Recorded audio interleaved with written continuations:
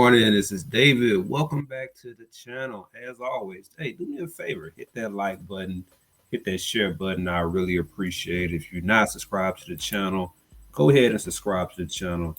Um, I would really appreciate it. But hey, we getting right into it. It's in the pre-markets. Good morning, everyone. And we just taking a look at the pre-markets now. You see the S&P futures is down 1%. The NASDAQ is down 1%, 278 points. The Dow is also down 1%, 454 points. And for those that don't know, man, we had the strike on Israel, strike by Israel on Iran on yesterday, and the market is not feeling that. So you see right here on Yahoo Finance, it says U.S. futures dive as Trump urges Iran to make a deal after Israel strike. Let's jump right into it here. And man, we're going to see some gas prices go up. And I think this is a pretty major thing here. But let's see. U.S. stock futures sank on Friday as Israel's attack on Iran shook global markets, leading oil prices to spike after Iran reportedly described the strike as a declaration of war.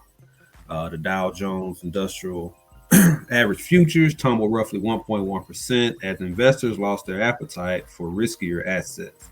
S&P 500 futures dropped 1%, while those attached to the tech-heavy NASDAQ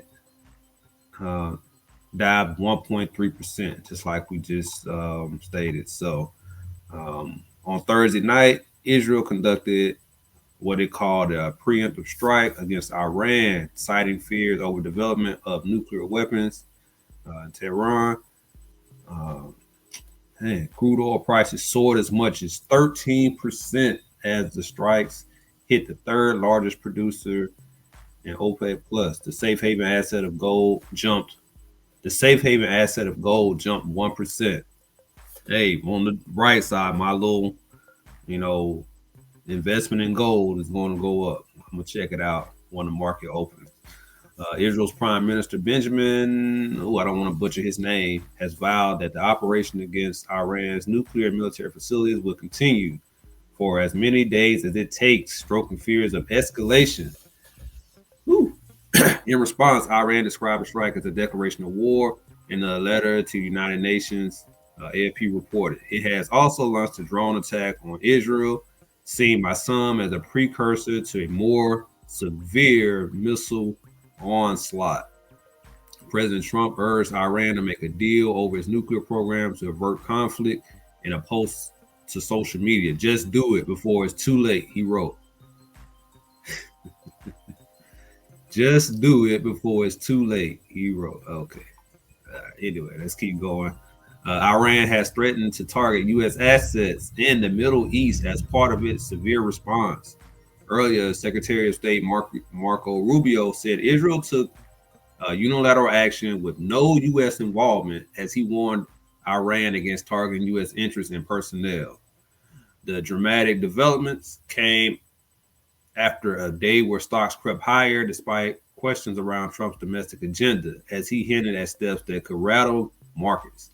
The president floated hiking auto tariffs just a day after he said he would impose unilateral tariff rates on countries within 2 weeks. Okay, that's enough. That's enough. It's a lot going on. It is a lot going on right now. While we're here, let's take a look at gold. Do we have a pre-market on GLD? Yes, you see it's up almost 1%. Did had a good day yesterday, up almost 1%. Yes, pre-market. So, but yes, there you have it, man. It's it was a crazy night, crazy night, and with the strike from Israel on Iran, and it's going to have an effect on the markets. It's going to have an effect on gas prices, oil prices. It's something to be on the lookout for. Let me stop sharing. Yeah, something to be on the lookout for today and probably the upcoming weeks, because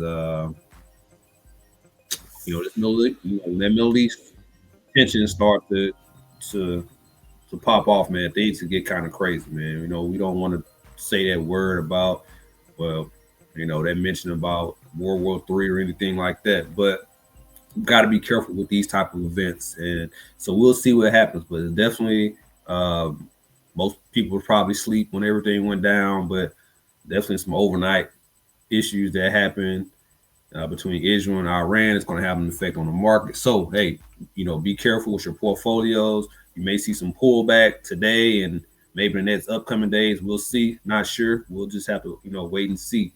So, I'll be checking my portfolio as usual today to kind of see what the impact is going to be and see what the next steps is going to be. So, just want to give you guys a little update on that. Just checking in. Remember, I'm not a financial advisor. Always do your own research.